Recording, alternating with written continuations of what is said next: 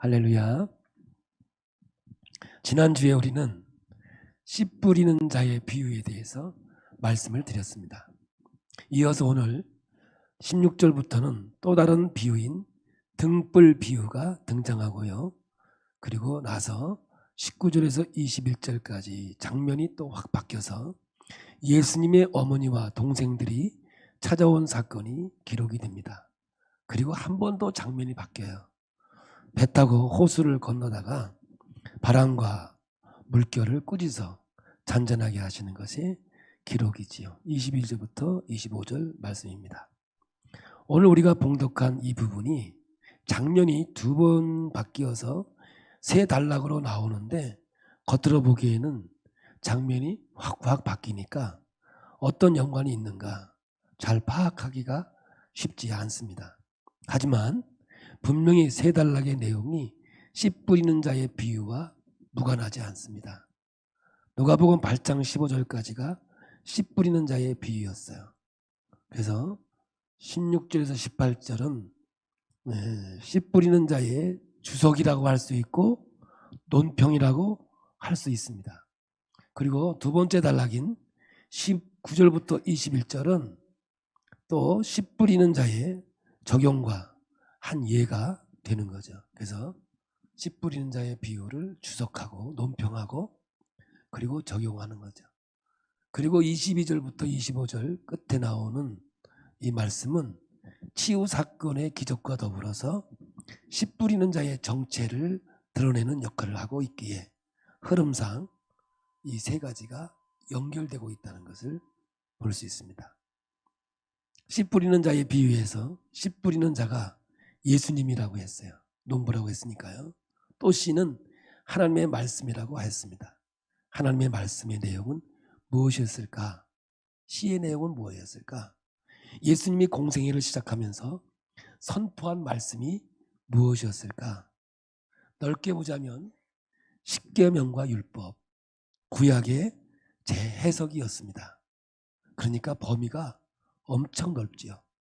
자세하게는 예수님께서 공생애를 시작하면서 나사렛에서 회당에 들어가셔서 이사야의 한 부분을 읽으셨습니다. 누가복음 4장 18절에서 19절입니다. 예수님의 사역의 말씀입니다. 함께 보겠습니다.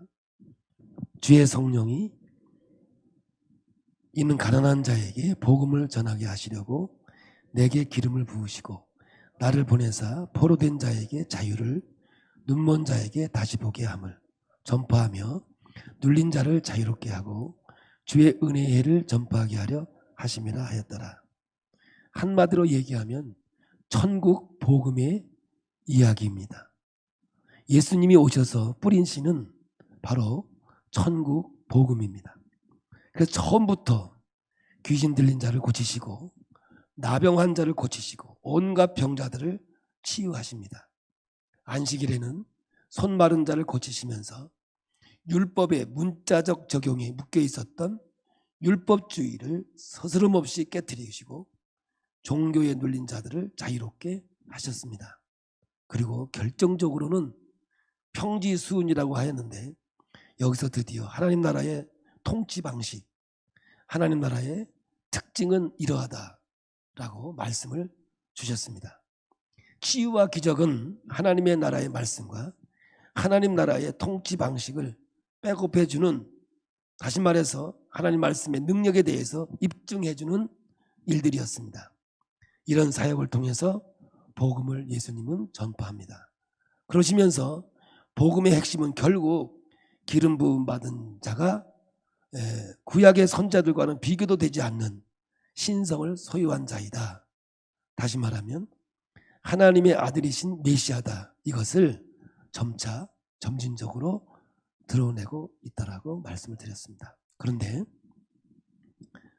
이런 예수님의 말씀을 달갑게 여기지 않는 사람들이 있었습니다.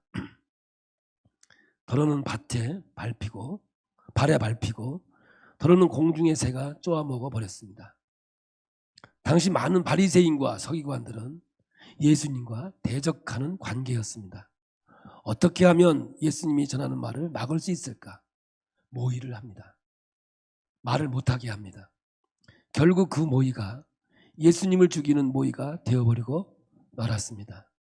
마귀가 그들의 마음에서 말씀을 빼앗아 버렸습니다. 예수님 자신의 집에 식사 초대까지 하고 말씀을 듣고자 하는 바리새인도 있었습니다. 7장에 나오는 시몬이 그러했습니다. 가급적이면 예수님과 거리를 떼려고 하였습니다. 초대를 하고도 제대로 대접을 하지 못했습니다. 씨가 바위 위에 떨어져 싹이 나는가 했더니 시몬은 뿌리가 말라서 타 죽어버렸습니다. 큰 무리가 예수님을 따랐다고 성경은 기록하고 있습니다. 여기에서 먹고 살기 위해서 금전적으로 손해를 봐야 하는 문제, 익숙해져서 안전하고 평안함을 내려놓아야 하는 문제 등으로 결단하고 주님을 따르지는 못했습니다.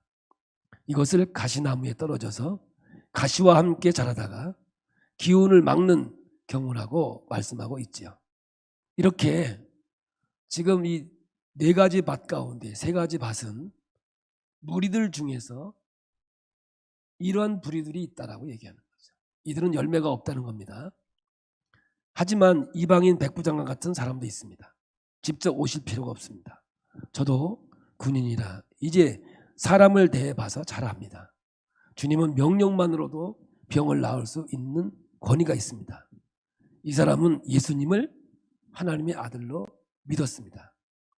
주님을 만나고는 완전히 삶을 바꾼 레위 지파 사람도 있습니다. 동네 사람들이 저 여인은 죄인이라고 손가락질했지만 예수님을 만나서 죄사함의 은총으로 인해서 기쁨을 이기지 못해서 사람들이 뭐라고 하든 예수님께 나와 향유를 붓고 머리털로 씻기며 섬겼던 무명의 여인도 있었습니다. 이 사람들은 좋은 땅입니다. 옥토가 되겠죠. 착하고 좋은 마음으로 말씀을 듣고 지킨 사람들입니다. 예수님을 따르던 제자들도 완벽해지는 못해도 점점 더 예수님이 누구신가를 알게 되면서 인내로 결실하게 된 겁니다. 이들도 좋은 땅입니다. 이렇게 예수님이 씨 뿌리는 비유는 예수님 자신의 비유의 이야기입니다. 그동안 자신이 행하던 사역의 내용을 빗대어서 정리한 비유의 말씀이기도 합니다. 그러니까 우리의 마음을 옥토로 만들자, 그런 메시지는 이 문맥을 통해서 볼 때 아니라고 보는 거죠. 밭이 스스로 옥토가 될 수는 없는 거죠. 우리의 마음이 어떠하다, 이런 교훈을 2차적인 교훈으로 될 수 있어도 1차적으로는 의도한 문맥은 결코 아니라고 말씀할 수 있습니다. 여기서 4가지의 종류의 땅들은 예수님이 사역을 하면서 있었던 반응들로 보여집니다. 제가 히브리서를 여러분에게 강의를 할 때 상황이 참 어려웠습니다. 많은 시련과 핍박이 그들에게 다가왔습니다. 견디기도 힘들었습니다. 그래서 이들이 하나님을 떠나고 배교해서 유대교로 다시 돌아가는 그런 상황이 생겼습니다. 그때 히브리서 기자가 히브리서의 편지를 써서 이렇게 하는 겁니다. 구약에서는 그림자만 보고도 믿음을 지켜왔는데 이제 실체가 이 땅에 왔는데 이 예수와 함께 더 좋은 믿음, 더 큰 믿음으로 살아야 되지 않겠는가 하면서 가인과 아벨부터 시작해서 믿음의 형태에 대해서 말씀하고 있는 거죠. 이러한 이제 비유를 통해서도 똑같은 내용의 말씀이에요. 하나님 말씀을 선포했어요. 이렇게 선포했어요. 그런데 바리새인과 율법인들은 길가밭 같아서 던져서 뿌리도 내리지 않습니다. 새가 와서 쪼아 먹어보니까 들으나 마나가 되는 거고요. 두 번째는 싹이 났어요. 뿌리가 내려졌기 때문에. 그런데 시련과 어려움이 오니까 그냥 말라 죽어 버렸어요. 그리고 세 번째는 싹이 났어요. 그런데 가시의 기운, 재리의 염려, 먹고 사는 문제, 이런 걸로 인해서 이 씨가 결국은 죽어버렸어요. 그러나 좋은 땅에 좋은 씨가 뿌려지면 100배의 열매가 있을 것이라고. 이 세 가지에서 실망하고 절망하지 말고 하나님이 예비해 놓은 옥토에 예수님이 뿌렸어요. 12명을 뿌렸어요. 12명이 또 제자들을 향해서 뿌렸어요. 제자 오늘 우리에게 맡겨진 이 씨앗이 되는 거죠. 그러므로 우리가 나가서 말씀을 전할 때는 천국 복음에 대해서 말씀을 하고 천국 복음에 대해서 선포할 때 실망하지 말라는 거죠. 반드시 좋은 땅이 있어서 100배의 열매가 있을 거라고. 저는 오늘 여러분들이 100배의 열매를 열리는 하나님의 귀한 백성들이 되기를 축복합니다. 목회를 하다 보면 두 가지 경우가 있습니다. 참 어려움이 오면 더 하나님께 기도하고 엎드리고 눈물로 하나님 앞에 호소하는 사람들이 있어요. 참 옥토죠.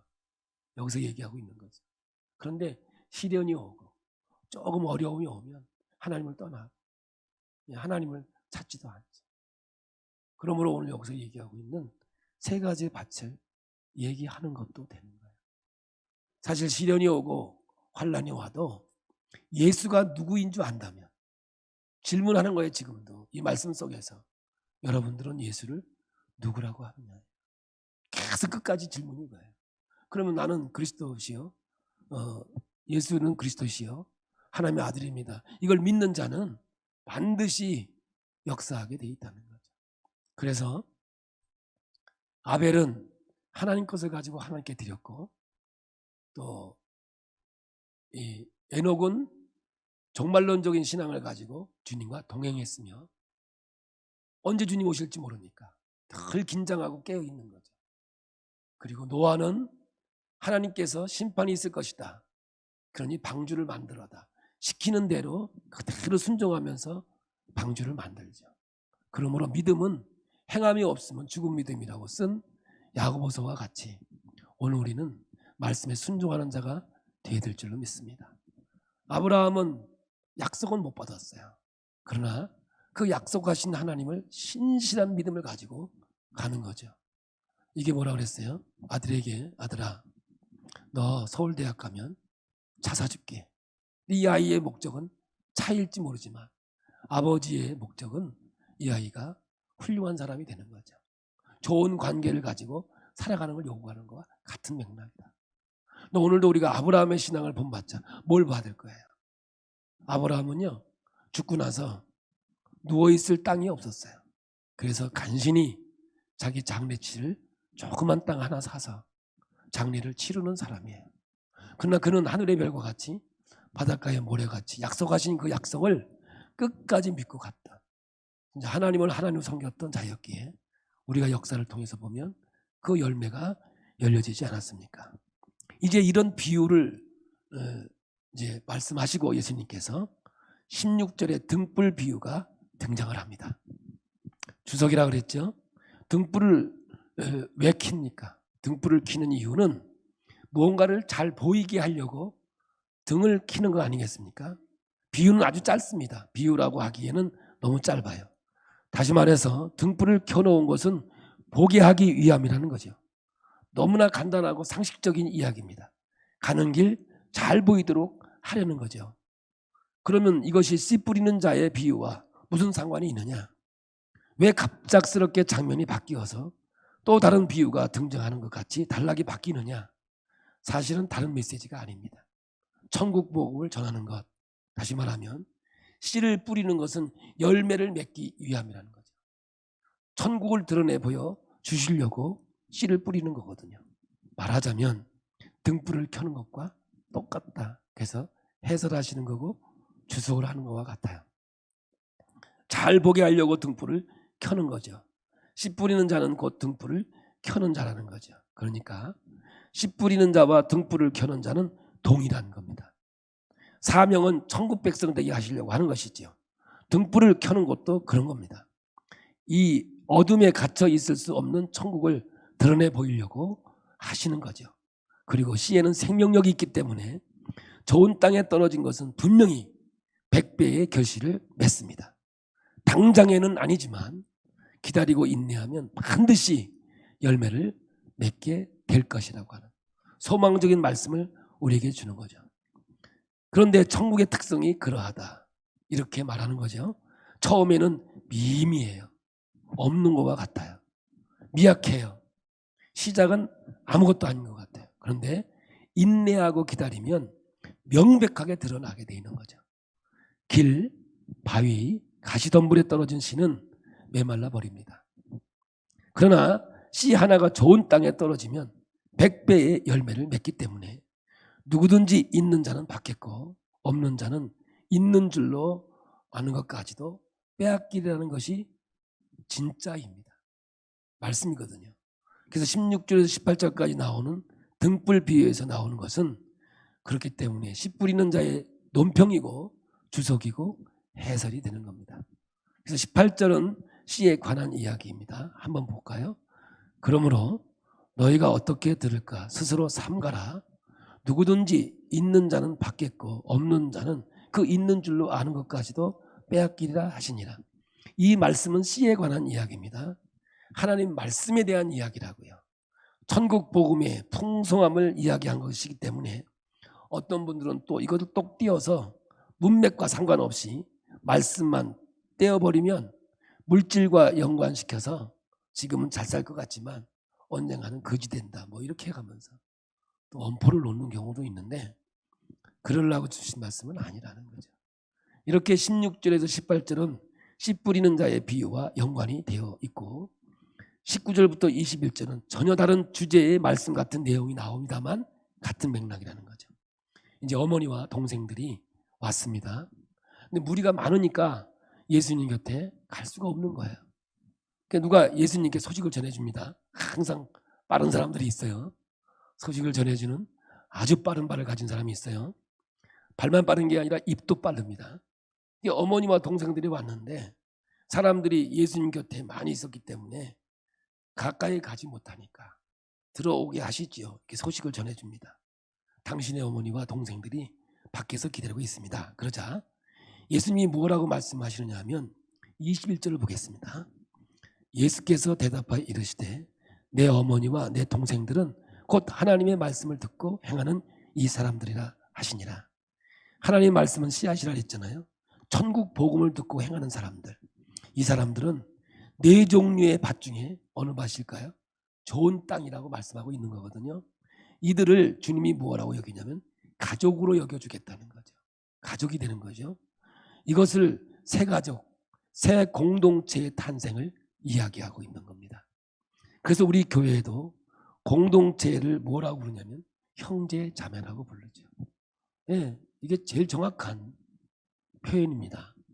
하나님이 통치하시고 하나님의 말씀으로 다스려지는 공동체는 혈연을 뛰어넘는 예수 그리스도를 중심으로 하나님을 아버지로 삼아서 맺어지는 관계를 새 관계 맺음의 나라가 되는 겁니다.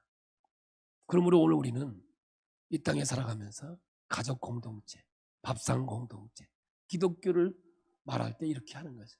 그래서 내 이웃을 내 몸처럼 사랑하는 말은 함께 그리스도를 믿는 이웃들을 얘기하고 있는 거죠. 누가복음 8장 1절에 3절은 지난주 말씀인데 제가 그냥 이야기 안 하고 뛰어넘었어요.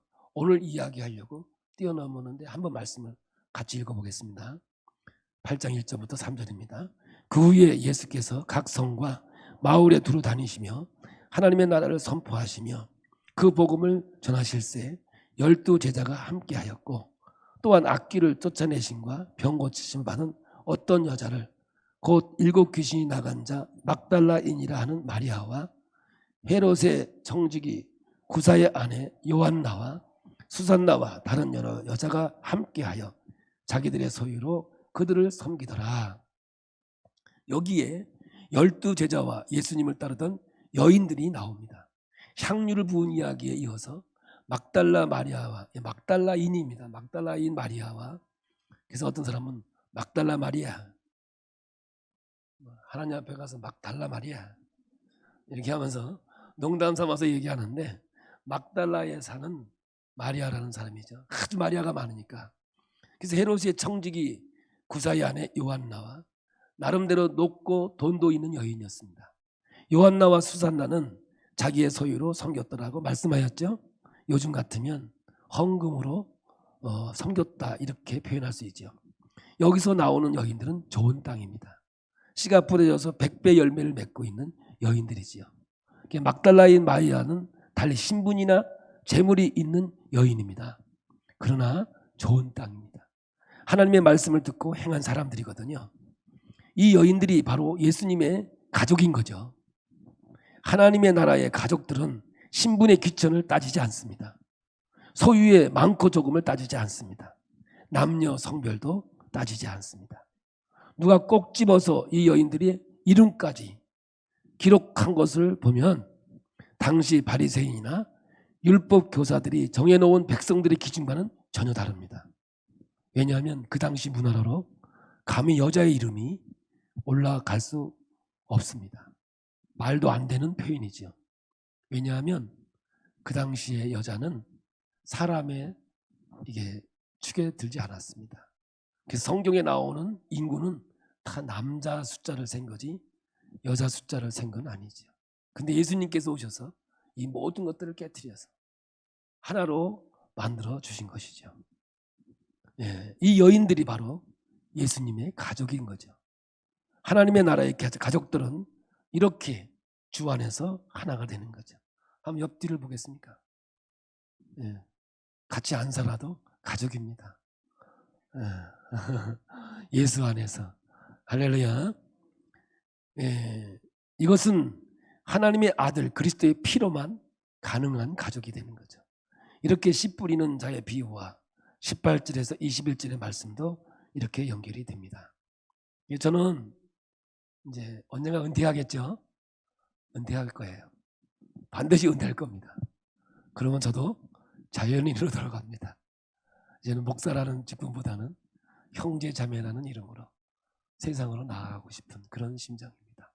왜냐하면 형제 자매이니까요. 그래서 우리 목사님들 모이면 김 목사님, 이 목사님 그렇게 안 해요. 김 형제, 이 형제 그래요. 지금부터 연습하자. 아주 좋더라고요. 네. 목사님 하면 계급이 있어 보이는데 형제 하니까 위아래도 없고 그냥 함께 하는 것 같아서 참 좋더라고요. 이렇게 씨 뿌리는 자의 이야기하는 분은 그러면 누구이냐? 이제 이게 증명되어야 되는 거 아니야. 이런 이야기를 하시는 분은 과연 누구냐? 이 이야기를 하려고 이 앞에 씨 뿌리는 자의 비유와 등불의 비유와 누가 내 가족이냐? 말씀을 행하는 자가 내 가족이다. 이 말씀을 끌고 온 거거든요. 이분은 과연 이런 말을 하실 수 있는 능력이 있는 분인가? 이어지는 사건에서 자연스럽게 나올 수밖에 없는 질문이죠. 씨 뿌리는 자의 비유에 해서 주석 그 다음에 적용의 한 예를 보여주고 나서 씨 뿌리는 자의 능력은 과연 어떠한가? 누구시기에 이렇게 새 가족, 새 공동체를 형성하시고 하나님의 나라를 이야기하는가?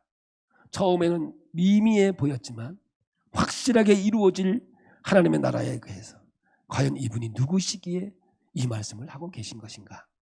그래서 나오는 것이 오늘 우리가 봉독한 폭풍을 잠재우는 사건으로 시작을 해서 이제 시리즈로 이제 앞으로 4가지의 이야기들이 나옵니다. 오늘 그 첫 번째로 풍랑을 잔잔케 하시는 예수님이 등장하죠. 치유 사건, 병든 자를 고치시고 죽은 자를 살리시고는 이 이야기가 4개 연거푸 나온다 그 말입니다. 이제 기억하시지요? 선지자보다 뛰어나신 분, 신성을 가지신 분, 전능자, 예수 그리스도 큰 틀 안에서 서로 연관이 되어 있는 거죠. 말씀드린 대로 씨 뿌리는 이분은 누구인가? 지금 이 말씀을 이루실 수 있는 분의 능력이 과연 있는 분인가? 이 질문을 누가가 하고 있고 답을 내고 있는 겁니다. 앞으로 시리즈로 치유 사건이 이어질 것인데 우리가 주로 치유 사건을 표적이라고 합니다. 다시 말하면 이 치유 사건을 통해서 무엇인가를 드러내기 위한 표적이란 말입니다. 무엇을 가르치고 있습니까? 예수의 정체를 나타내는 표적이 되는 사건인 거죠. 말씀드린 대로 선지자와는 비교도 되지 않는, 히브리서 같으면 그림자만 보고도 생명을 고 하나님을 섬겼는데 이제 실체인 예수가 왔는데 우리가 그들보다는 더 큰 믿음, 탁월한 믿음을 가지고 신앙생활을 해야 되지 않겠는가. 그래서 제가 커트라인을 얘기했어요. 여러분, 신앙은요 대충 뭐 그냥 하는 게 아니에요. 여러분, 예수가 누구인가를 알면요, 하나님을 두려워하고 경배하게 돼 있는 거죠. 그러니까 예수가 누구인지 모르니까 내 생각대로 살고 내 마음대로 사는 거예요. 근데 예수가 누구인지 알면 백부장처럼 오라고 하면 오고 가라고 하면 간다는 거죠. 오늘 여러분들 말씀을 들으면서 지금 내가 하나님을 섬기는데 정말 예수가 나의 생명이 돼 있는지, 아니면 하나의 예언자, 선지자 같은 모습을 하고 있는지는 삶을 통해서 나타나야 되는 거죠. 그래서 여러분들 이 얼굴이 뭐예요? 얼꼴이에요. 얼굴을 보면 옥토인지 아닌지 알게 돼 있어요. 저는 척 보면 압니다. 벌써 얼굴을 보면요, 남편 없는 아내와 같이 얼마나 밝은지. 이게 제 얘기가 아니에요. 사도 바울 얘기야. 6장에서 그러잖아. 남편이 죽으면 이 여인이 자유한다는 거지. 그걸 율법을 가지고 있지만, 율법에 대해서 얘기하는 거지만, 예. 무슨 얘기하려다 여기까지 갔나? 좌우지간 예수님이 누구인가 그 정체를 알면 기쁨이 얼굴로 솟아나오게 돼 있는 거예요. 그래서 여러분, 저도 우리 목사님 보면 주님 보는 것 같아. 그렇게 해줘요? 그냥 해줘야 돼. 그랬더니 뭐 목사 인생이 꼭 깡패 같아 막 이러니까 안 되는 거나. 예수가 나의 생명이 돼 있으면 안에서 생명이 나타나게 돼 있어. 이 얼굴이에요. 얼굴이 얼굴이라, 하나님의 형상이라. 그래서 얼굴을 보면 자신의 인생을 책임질 수 있어야 된다 그 말이죠. 그래서 이제 이 예수가 누구인가, 가족이다라고 말하고 등불을 켜서 하나님의 길을 밝게 보여주는 이분이 누구인가. 이제 노골적으로 이제 누가는 예수님에 대해서 말합니다. 8장 25절입니다. 오늘 마지막 절이죠. 시작. 제자들에게 이르시되 너의 믿음이 어디 있느냐 하시니 그들이 두려워하고 놀랍게 여겨 서로 말하되 그가 누구이기에 바람과 물을 명함에 순종하는가 하더라. 여기요, 기가 막힌 얘기예요. 그가 이분이 과연 누구이기에 풍랑이 꾸짖으니까 잔잔해지는가. 여러분, 지금 누가복음에서 집요하게 이야기하고 있는 내용 아니겠습니까? 이렇게 저렇게 답하면서 예수에 대한 총체를 우리에게 말씀하고 있어요. 그래서 누가복음은 예수는 누구인가 해서 누구신가의 가운데를 빼서 누가복음이기도 하다. 이거 제 생각이야. 여러분 너무 심각한 것 같아서 좀 웃겨보려고 했어요. 근데 오늘 말씀은 좀 이렇게 좀 심각하게 들을 필요가 있어요. 우리 자신을 돌아보면서, 그러면 이 사건을 통해서 예수의 정체는 무엇인가? 이 사건은 너무나 잘 알려져 있는 사건이기에 설명할 필요가 없어요. 배를 타고 호수의 이편에서 저편으로 건너가는데 광풍이 일었어요. 배에는 물이 들어와 가득하게 되었어요. 그래서 오늘 본문에 보면 위태로운 상황, 죽게 되었다라고 다른 성경은 표현하고 있거든요. 그런데 예수님이 주무시고 계셨어. 되게 피곤했던 모양이야. 근데 처음에는 안 깨웠어. 제자들 참 착한 제자들이요. 그렇게 풍랑이 쳐서 죽게 됐는데도 예수님이 주무시니까, 내 생각이요, 피곤해서 주무시는 거라고 안 깨웠어. 근데 어떤 교인은 목사가 새벽에 안 나오면 전화 걸어. 왜 빨리 안 나오시냐. 이건 괜찮아. 옛날에는 교회하고 가까이 있었거든. 와서 막 초인종 눌러. 그래서 끌려나가게 되고 그랬습니다만, 그냥 웃자고 하는 얘기인지 아시죠?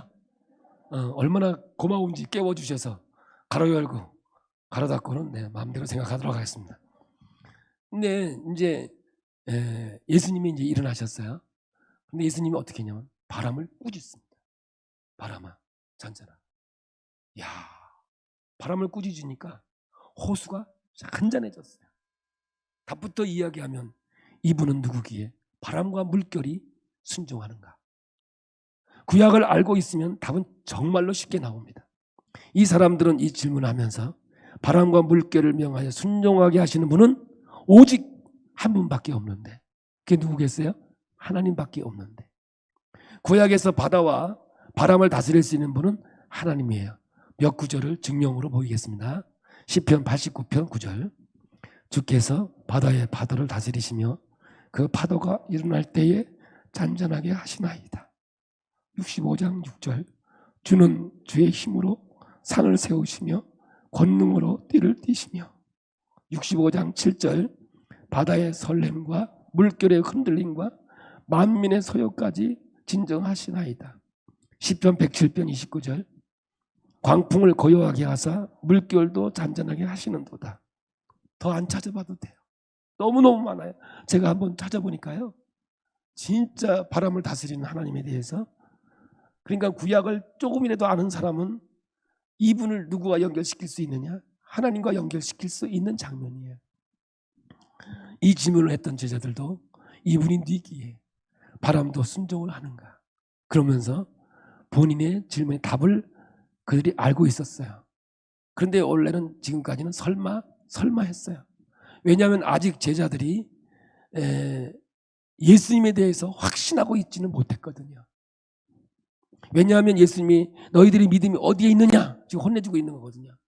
아니 이때까지 나하고 함께 있으면서 너희 믿음이 어디 있느냐, 이 질문에서도 알 수 있듯이 이분이 신적인 존재인가, 그것에 대해서 제자들이 아직 확신하고 있는 상황이 아니다라는 거예요. 고대 이스라엘에서는 바다는 혼돈의 세력을 상징해요. 그래서 계시록에 보시면 새하늘과 새 땅이 임할 때 바다는 다시 있지 않더라 이렇게 말하고 있어요.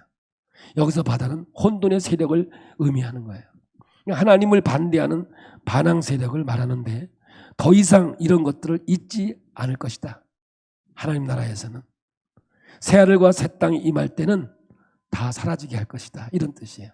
그러니 예수님이 바다를 잠잠케 하는 것은 자연을 지배한다는 의미와 더불어 풍랑의 상징은 혼돈의 세력, 하나님을 반대하는 세력을 다 잠재운다, 없애버린다고 하는 상징으로 이들은 알아들을 수 있는 거거든요.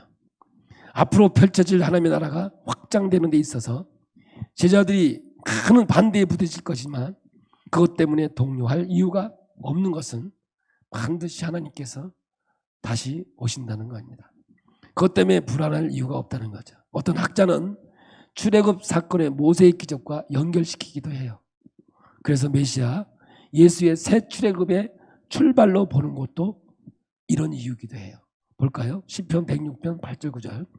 그러나 여호와께서는 자기의 이름을 위하여 그들을 구원하셨으니 그의 큰 권능을 만민이 알게 하려 하심이로다. 이에 홍해를 꾸짖으시니 곧 마르니 그들을 인도하여 바다 건너가기를 마치 광야를 지나가게 하사. 홍해 바다를 꾸짖으시니 분이 갈릴리 호수의 바람과 물을 꾸짖으시는 거죠. 여러분, 모세와 같은 선지자일까요? 모세와 뛰어나고 비교도 안 되는 신적인 존재일까요? 모세는 간접적으로 바다를 갈랐어요. 자기가 한 게 아니에요. 그런데 예수님은 하나님께 요청해서 하나님의 능력을 구합니다. 그런데 예수님은 자신이 직접 꾸짖으시죠. 그래서 풍랑을 꾸짖으시는 이분, 신적인 존재라는 겁니다. 제자들이 보이는 반응은 어떤 반응이었냐? 두려워하고 놀랍게 여겨. 이 표현은 누가복음에 몇 번 나오는 거죠. 하나님의 현현 앞에 서 있는 사람들의 표현이에요. 그래서 풍랑을 꾸짖으시는 이분, 신적인 존재 앞에서 이들이 표현할 수 있는 것은 두려워하고 놀랍게 여겨. 이렇게 성경은 기록하고 있는 거죠.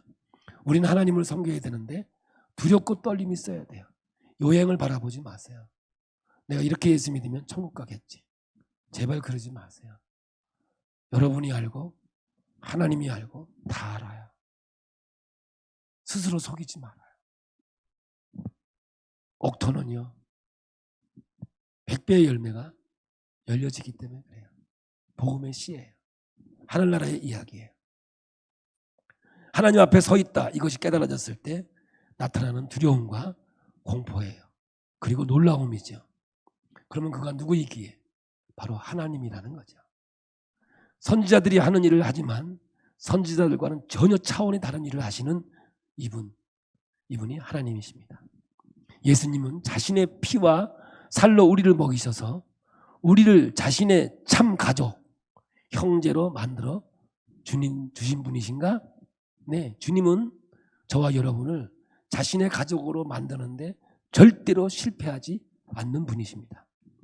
과연 이분은 모든 혼돈을 잠재우고 우리를 진노와 사망에서 구원으로 생명으로 옮기실 수 있는 분이실까?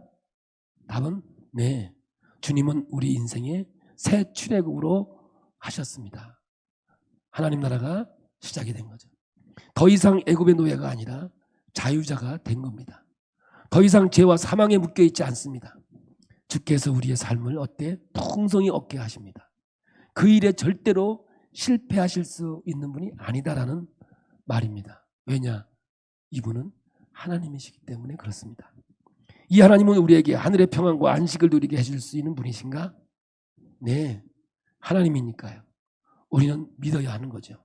너희의 믿음이 어디서 있느냐? 질문하고 있지 않습니까? 너 믿음이 그거밖에 안 돼? 너 진짜 믿음이 있는 사람이야? 우리 예수님이 제자들 향해서 이 말을 하고 있어요. 그런데 그럴 때 오히려 믿음이 더 필요하지 않겠습니까? 예수님이 하나님의 아들이신 메시아라는 것 우리는 믿어야 되고 또 순종해야 되는 겁니다. 예수님께서 천국 복음의 씨를 좋은 땅에 저와 여러분에게 뿌려주셨습니다. 그래서 처음에는 미미하게 보이는 것 같지만 숨어있는 것 같지만 언젠가는 인내하며 언젠가는 100배의 결실을 볼 수 있을 것이라고 말씀하고 있습니다. 그런 나는 예수님의 참 가족이 되었다는 것. 너의 믿음이 어디 있느냐? 이라는 질문에 내 믿음은 예수 그리스도께 둡니다. 말씀 위에 둡니다. 답하실 수 있는 우리 모든 성도가 되어야 할 겁니다. 결론을 물어보겠습니다.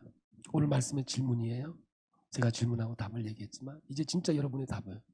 그러면 저와 여러분은 이 예수를 누구라고 생각하십니까?